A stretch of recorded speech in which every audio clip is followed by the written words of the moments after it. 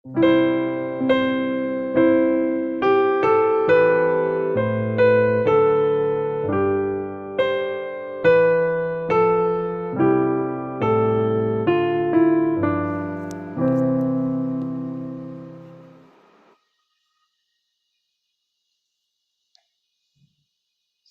malam Bapak Ibu Saudara sekalian. Kita bertemu kembali di dalam renungan malam di hari Jumat ini. Dan menurut kalender gereja, minggu ini adalah Ninth Sunday, minggu ke-9 setelah Trinity Sunday. Dan tema untuk hari Minggu itu adalah diambil dari Matius, ya, salah satunya ayat yang terkenal dari perumpamaan talenta. Saya akan bacakan ayat ini, yaitu dari ayat yang ke-29, Matius pasal 25. Ya. Karena setiap orang yang mempunyai kepadanya akan diberi, sehingga ia berkelimpahan. Tetapi siapa yang tidak mempunyai, apapun juga yang ada padanya akan diambil daripadanya. Ya, demikian pembacaan firman Tuhan. Mari kita masuk dalam doa. Tuhan, kami memohon supaya Engkau memberkati renungan malam pada hari ini. Kami berdoa supaya Tuhan memberi belas kasihan sehingga tidak ada gangguan di dalam renungan ini bisa berjalan dengan baik. Dan Tuhan yang menopang hamba-Mu memberkati setiap kami yang merenungkan bersama-sama. Dan kehidupan kami sekali lagi boleh dikuduskan oleh kuasa Roh-Mu yang kudus bekerja melalui perenungan firman Tuhan pada malam hari ini. Demi Yesus Kristus kami berdoa. Amin. Ya, saya percaya bagian ini bukan merupakan bagian yang asing ya. Ini termasuk salah satu perikop yang sangat sering dikhotbahkan, perumpamaan tentang talenta ini ya. Nah, kalau sudah membaca di situ termasuk dalam LAI ya, diberikan paralelnya, indeed dekat sekali cerita ini ya, meskipun ada perdebatan apakah ini perumpamaan yang sama persis gitu ya, dikatakan sama persis atau dua perumpamaan berbeda yang dikatakan oleh Tuhan Yesus, karena bedanya sebetulnya juga nggak sedikit ya kalau sudah bandingkan dengan Lukas pasal 19. Salah satunya misalnya gitu ya, bicara tentang hamba. Di sini ada 3 menerima 5, 2, dan 1. Tapi kalau sudah baca di dalam Lukas pasal 19, itu ada 10 hamba dan masing-masing menerima 1 mina ya, 1 mina. Jadi 1 ya, 10-nya menerima sama. Tapi saudara melihat di dalam bagian ini ya, ternyata dari depan ya itu sudah dibedakan ya. Lebih apa ya ini namanya saya, lebih ada konteks sensitivity ya kalau sudah membaca di dalam pembagian talenta ini. Matius juga berhati-hati dengan ini apa? Menulis, mencatat bahwa di situ itu diberikannya itu sesuai ya. Sesuai dengan kesanggupan mereka ya. Jadi ini bukan random banget gitu ya, saya bukan lempar dadu terus kemudian oke, kamu 5 gitu ya, terus lempar dadu lagi keluarnya 1, oke 1 berarti gitu ya. Tapi kalau sudah membaca di ayat 15, 5 talenta, 2 dan 1 itu dikatakan dalam ayat ke-15 dikatakan masing-masing menurut kesanggupannya. Jadi ada bijaksana ilahi di sini ya, di dalam distribusi talenta itu. Jadi di dalam hidup ini yang penting memang bukan membanding-bandingkan saya orang lain dapat berapa talenta kok saya cuma 1 dan saya by the way saya itu 1 talenta pun juga sudah banyak sekali sebetulnya ya kalau secara hitungan itu banyak gitu. Ya 5 talenta memang tentu lebih banyak lagi, tapi 1 talenta pun itu sudah sangat cukup ya saya untuk jadi 1 modal orang itu bekerja gitu. Yang penting bukan bagaimana kita membanding-bandingkan dengan orang lain, apalagi terus kemudian menjadi iri hati ya, self pity dan sebagainya gitu, karena itu akan melumpuhkan pelayanan kita ya, pengikutan kita kepada Tuhan. Tapi bagaimana kita memaksimalkan apa yang kita terima dari Tuhan ya. Setiap orang punya takarannya masing-masing dan setiap orang bertanggung jawab masing-masing juga di hadapan Tuhan ya. Setiap orang harus bertanggung jawab secara pribadi ya. Setiap orang akan dituntut oleh Tuhan. Yang lebih penting di sini adalah melihat kesiapan hati daripada 2 hamba yang setia itu ya. Kalau sudah membaca misalnya di dalam ayat ke-16 itu di sini ditulis ya, itu apa?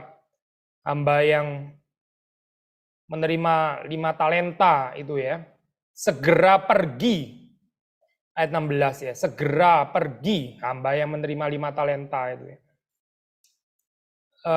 Nggak ada apa ya saya, nggak ada perdebatan di sini ya, nggak ada discussion, nggak ada apa saya ini apa argumentasi gitu misalnya ya, nggak ada tawar menawar, nggak ada gitu. Tapi setelah dipercaya ya dia segera pergi ya. Sudah melihat di sini satu ketaatan yang sifatnya itu sederhana ya. Satu ketaatan yang simple dari dalam hati, yang percaya bahwa dia dipercaya oleh Tuannya. Sekali lagi ya saya, beriman percaya bahwa dia dipercaya. Ini penting ya saya. Karena saudara mendapati bedanya dengan hamba yang ketiga, itu precisely adalah ini. Hamba yang ketiga itu enggak merasa dipercaya saya, tapi merasa diperalat. Ya, ini kacau ya ini hamba yang ketiga ini ya.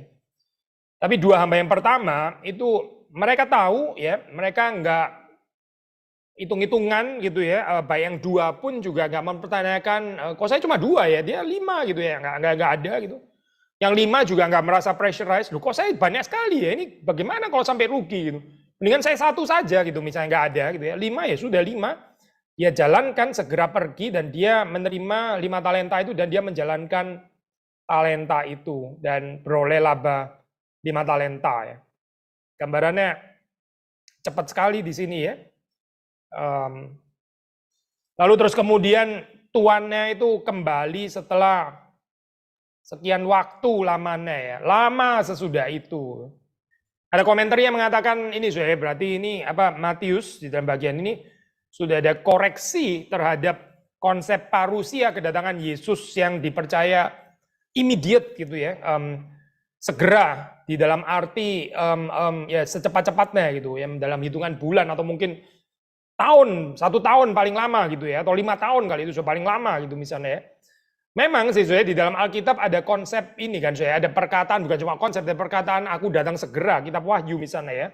Yesus akan datang segera. Gitu. Tapi apa artinya segera di situ ya? Itu bukan immediate ya saya, bukan. Dalam bahasa Inggris kita membedakan antara imminent dan immediate ya. Imminent parusia nggak boleh dimengerti sebagai immediate gitu.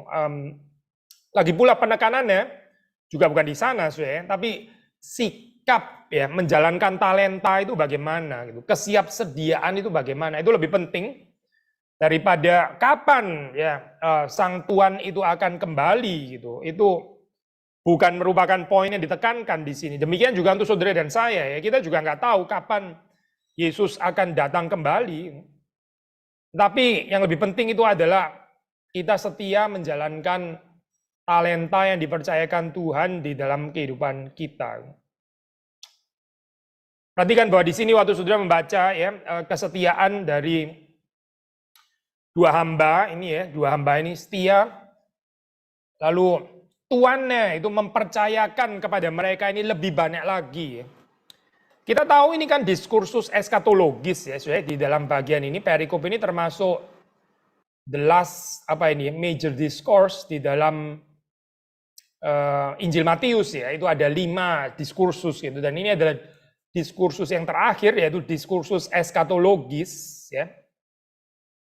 Jadi hamba-hamba ini setelah selesai lalu tuannya itu kembali, yaitu maksudnya parusia gitu berarti ya. Terus kemudian mereka masuk ke dalam kebahagiaan tuannya kan, dikatakan seperti itu ya. Berarti ini kepercayaan yang lebih besar ya, seperti kita sudah bahas di kapan ya, Q&A minggu lalu ya, kalau saya nggak salah ingat, bukan Kamis kemarin, tapi Kamis minggu lalu, kita sudah membahas bagian ini, at least menurut Matius 25, saya, itu perkara besar itu dipercayakan itu di dalam afterlife ya sebetulnya gitu, afterlife. Waktu kita kembali kepada Tuhan ya. Karena ini konteksnya memang juga eskatologis ya, saya. Poin yang kita mau katakan adalah saya, sorga itu ya bukan tempat, bukan satu state di mana kita itu terus kemudian nggak ngapa-ngapain lagi gitu ya, karena hidup di dalam dunia ini sudah terlalu susah ya, terlalu banyak hard working gitu, terus kemudian begitu kita masuk sorga kita pikir aduh Tuhan, saya sudah berat sekali melayani di dalam dunia gitu, kasih saya extended summer vacation gitu ya, Boleh nggak ya 3 tahun saya nggak ngapa-ngapain gitu misalnya kan ya. Well itu nggak cocok saya dengan yang kita baca di sini ya.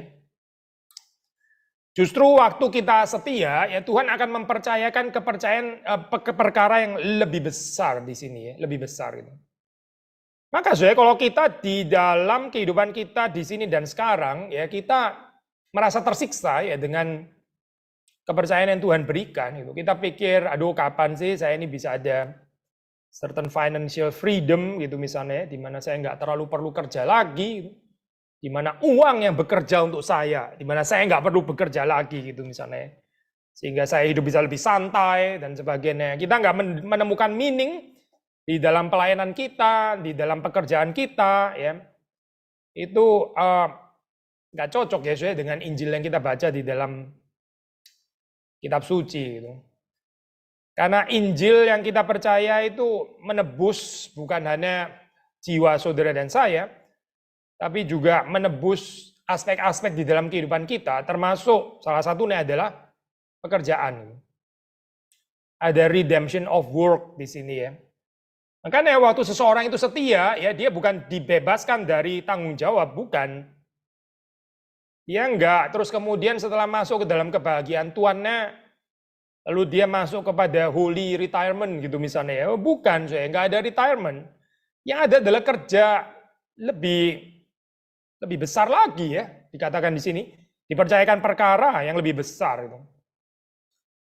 Lalu bagaimana saya ini ya Pak? Di sini aja sudah susah gitu kan ya, nanti di sorga ternyata lebih besar lagi gitu. Ya kalau kita setia. Jadi kapan istirahatnya gitu kan ya. By the way, saya istirahat itu apa sih artinya gitu? Apa sih sebetulnya itu istirahat, true rest ya? Sabat itu apa sih sebetulnya? Salah satu gambaran heaven kan memang sabat ya, salah satunya gambaran itu. Masuk ke dalam hari perhentian itu gitu, yang kekal maksudnya. Apa sih sebenarnya itu artinya gitu? Bukan berhenti daripada pekerjaan saya, karena sekali lagi ya, ternyata dipercayakan lebih besar gitu. Tetapi sorga ya, perspektif sorga itu melihat pekerjaan sebagai sesuatu yang indah, kalau yang kita kerjakan itu sesuai dengan rencana Allah. Yang kita terima itu adalah kepercayaan Allah, lalu kita menjalankannya itu dengan gembira ya, dengan gembira. Dan ya, Tuhan itu berkenan ya. Tuhan menyatakan perkenanannya atas apa yang kita kerjakan. Ya itulah saya gambaran sorga gitu. Sorga itu bukan satu tempat di mana orang menikmati satu kenikmatan puncak di mana dia tidur-tiduran terus kemudian berada di pinggir kolam renang sambil ngopi lah atau apa terus dengan 17 macam snack atau apa gitu misalnya. Bukan berarti harus dosa ya gambaran seperti ini ya. Tapi rada boring ya saya kalau gambarannya seperti itu gitu. Yang menarik justru adalah kita nggak berhenti bekerja bagi Tuhan ya. Kita nggak berhenti untuk mengerjakan apa yang dipercayakan Tuhan di dalam kehidupan kita ya. Lalu terus penghiburannya apa dong? Sukacitanya apa? Ya ini seperti dikatakan di sini kan saudara. Hai hambaku yang setia, yang baik dan setia. Ya. Pujian dari Tuhan, saudara. Pujian dari Tuhan. Itu yang membebaskan. Gitu. Baik sekali perbuatanmu, hai hambaku yang baik dan setia.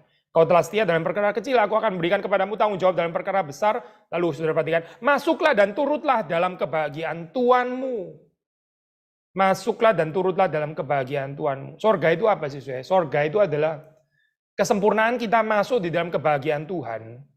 Di dalam dunia ini saudara, pengalaman kita mencicipi atau masuk ke dalam kebahagiaan Tuhan, itu broken saudara, itu enggak sempurna gitu. Kita seringkali di dalam pekerjaan kita, ya kita bukan masuk ke dalam kebahagiaan Tuhan, tapi kita mencari kebahagiaan kita sendiri. Gitu. Akhirnya jadi semacam apa ya, self-created pleasure gitu saya, self-created, self-made ya, self-invented enjoyment. Tapi saudara perhatikan deh, ini ayat ini sangat teosentris ya, saya sangat teosentris gitu. Masuklah dan turutlah dalam kebahagiaan Tuhanmu. Nah, di sinilah saudara kita mendapatkan kebahagiaan sejati itu ya. Waktu kita masuk di dalam kebahagiaan Tuhan. Bukan saudara punya versi kebahagiaan, lalu kita minta kepada Tuhan, oh Tuhan, masuklah di dalam kebahagiaanku gitu misalnya. Konformasilah kebahagiaanku Tuhan gitu lah. Agak kebalik ya saudara, kebalik bukan sih? Ini kebahagiaannya saudara dan kebahagiaannya Tuhan kira-kira mana yang lebih sempurna ya? Kebahagiaan saudara, kebahagiaan saya ya, dan kebahagiaannya Tuhan. Mana yang kira-kira yang lebih benar ya? Yang lebih limpah, yang lebih dalam kira-kira punyanya siapa ya? Kebahagiaannya saudara atau kebahagiaannya Tuhan? Kebahagiaannya Tuhan lah pasti ya. Orang dia Tuhan kok. Dan saudara itu diundang untuk masuk di dalam kebahagiaan. Itu kebahagiaan kita yang paling tinggi sebetulnya gitu. Waktu kita bisa masuk dan berbagian turut di dalam kebahagiaan Tuhan kita, ya itulah kebahagiaan yang tertinggi sebetulnya untuk manusia. Dan itulah sorga. Jadi sorga itu bukan berhenti daripada pekerjaan, bukan gitu. Ini bukan gambaran di sini ya, bukan itu. Tapi dipercayakan tanggung jawab lebih besar bahkan ya. Lalu terus kemudian sukacitanya di mana dong? Kebahagiaannya di sini di mana dong? Karena di dalam pekerjaan itu kita itu masuk secara sempurna ke dalam kebahagiaan Tuhan gitu. Nah, itu yang nggak terjadi di sini dan sekarang belum ya.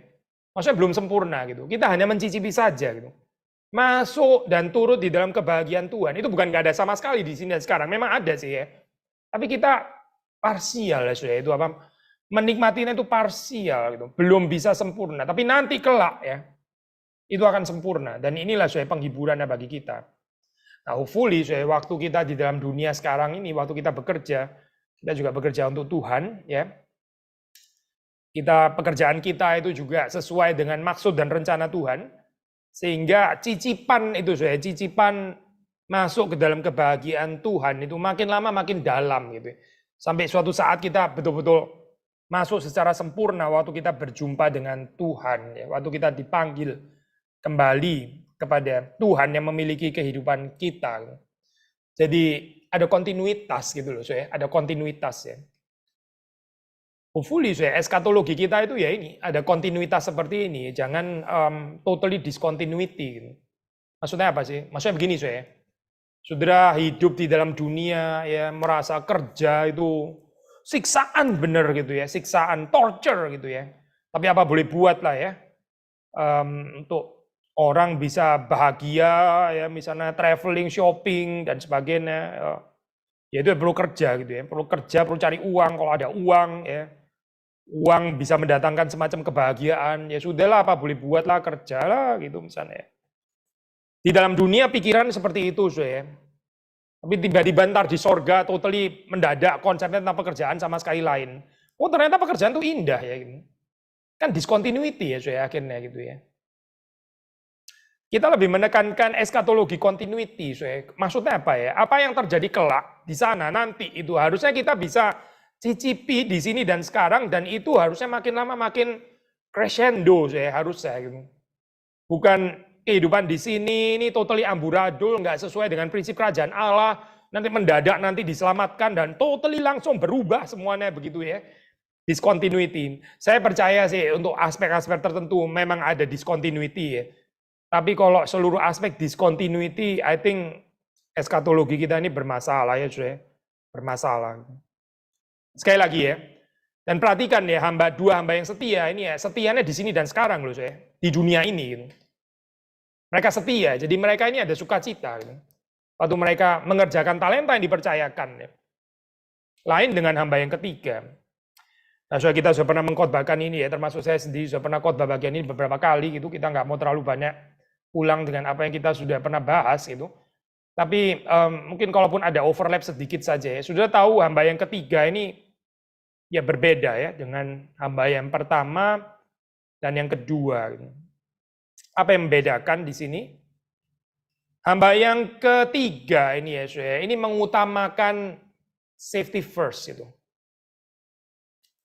Pinjem ini ya, istilahnya Artie Franz dia bilang safety first policy gitu.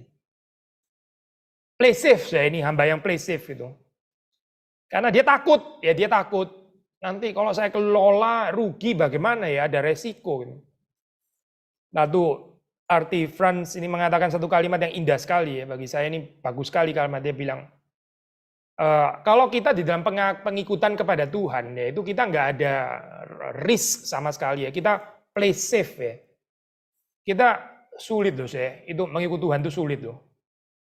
Saya kutip R.T. France ya. Dia bilang, but risk is at the heart of discipleship. Risk is at the heart of discipleship. Resiko itu saya, itu jantung hatinya pemuridan.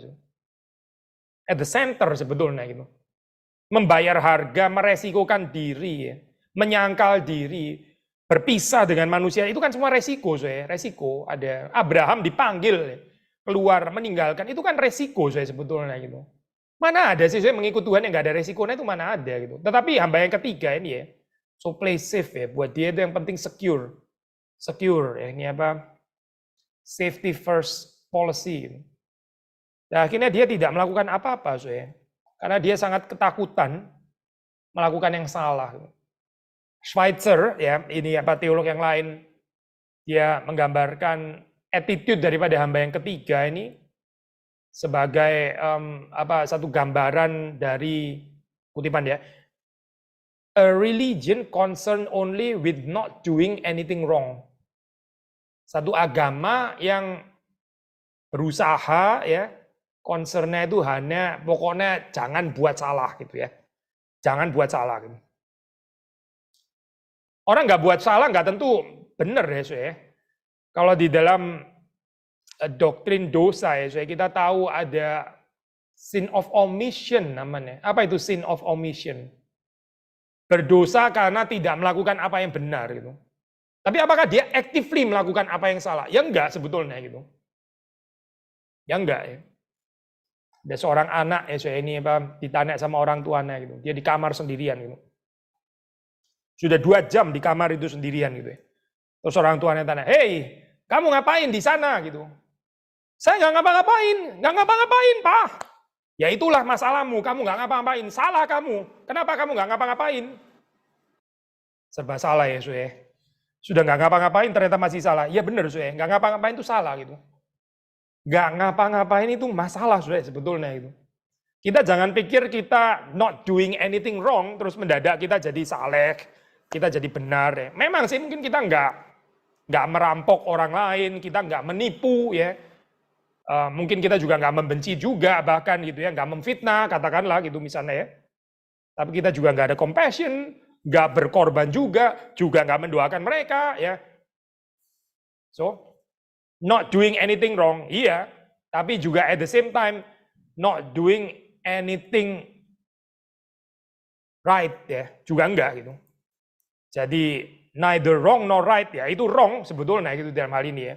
So hamba yang ketiga ini nggak berani meresikokan diri ya, padahal di dalam pengikutan itu selalu ada resiko. Gitu. Gak bisa kita mengikuti Tuhan tanpa resiko itu bagaimana sih? Ada harga yang harus dibayar gitu. Nah, namanya iman itu kan berani ya, itu mengambil resiko. Sudah di dalam zaman Hitler ya, di dalam zaman Hitler itu banyak hamba-hamba Tuhan ketakutan. Mereka nggak berani confess ya iman mereka itu, mereka nggak berani. Gitu. Mereka ketakutan, mereka play safe ya, mereka play safe. Mereka mementingkan posisi mereka di dalam dunia ini ya, secara struktur organisasi. Ya. Mereka ketakutan kalau mereka confess iman Kristen mereka nanti akan dipecat ya, akan dianiaya oleh Hitler gitu. Akan disingkirkan ya. Akan dikucilkan dan sebagainya. Jadi mereka play safe. Akhirnya bagaimana? Ya sudah, kita juga angkat tangan aja gitu ya. Angkat tangan soalnya kita mendukung Hitler. Kita juga ikut Hitler gitu ya. Karena Hitler juga sekarang pemimpin gereja. Kita at all cost mesti ikut Hitler gitu misalnya ya. Orang-orang seperti ini saya gagal di dalam kesaksian yang mempermuliakan Tuhan ya. Gagal saya karena mereka seharusnya dipanggil untuk mengikut Tuhan, bukan mengikut Hitler. Hati-hati ya saya dengan kehidupan yang play safe ya. Entah saudara sebagai hamba Tuhan atau saudara di tempat pekerjaan ya.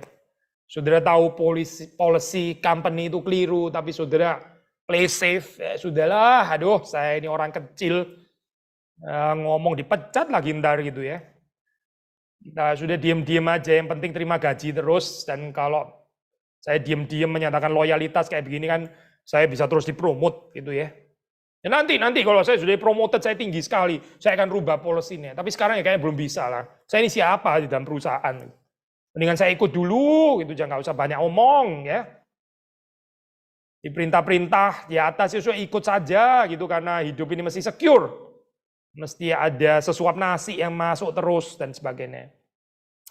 Sayang ya, ini kehidupannya seperti ini.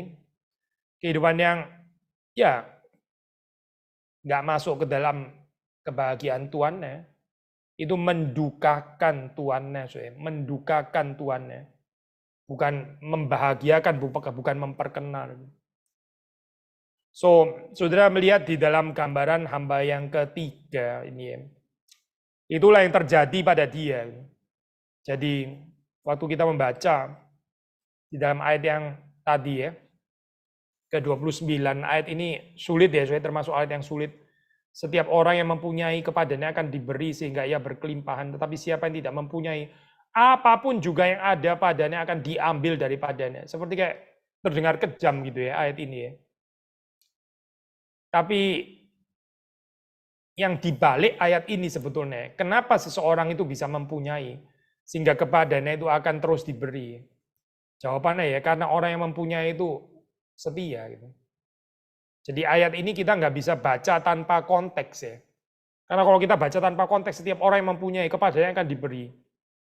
Sehingga ia berkelimpahan. Siapa yang tidak mempunyai, apapun juga yang ada padanya akan diambil daripadanya. Waduh, sulit ya saya.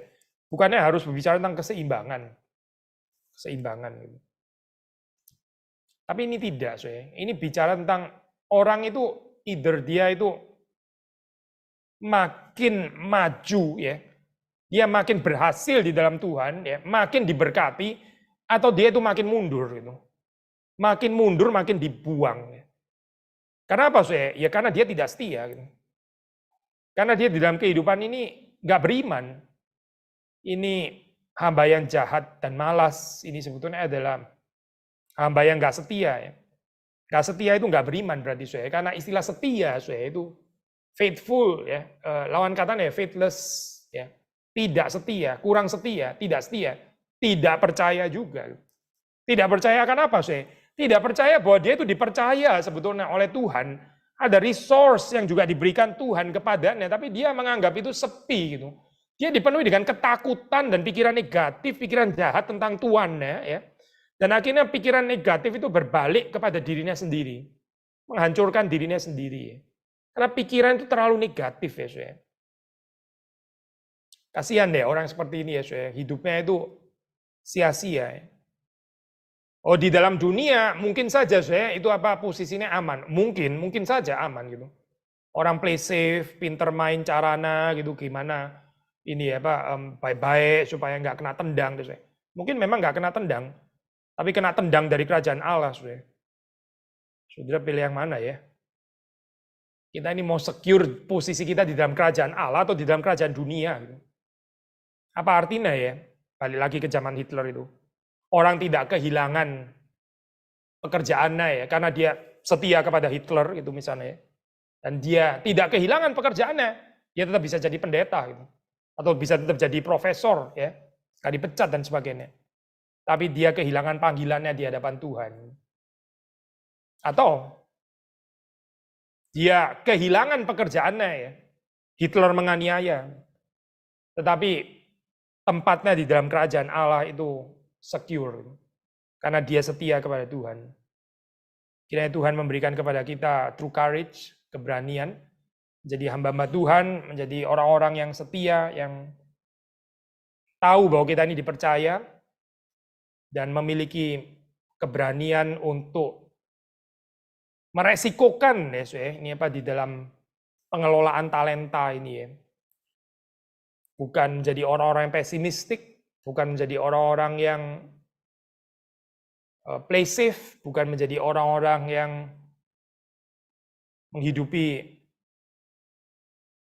security atau safety first policy.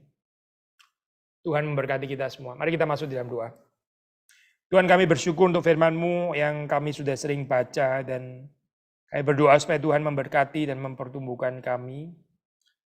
Kami sadar di dalam kehidupan ini Engkau juga menuntut kami untuk terus bertumbuh dan berkembang, flourish, dan bukan berjalan di tempat. Kami mohon pengampunan Tuhan ketika kehidupan kami ini kurang setia, dan Tuhan hancurkan sikap pengecut di dalam diri kami, supaya kami boleh menjadi orang-orang yang berani, bukan nekat dengan kekuatan kami, tapi berani karena kami percaya, beriman kepada Tuhan, karena kami melihat, karena kami mengenal Engkau sebagai Allah yang setia terlebih dahulu kepada kami. Terima kasih Tuhan untuk firman-Mu, berkati kehidupan kami semua. Demi Yesus Kristus, kami bersyukur. Amin. Selamat malam Bapak Ibu, saudara-saudari sekalian, Tuhan memberkati kita semua.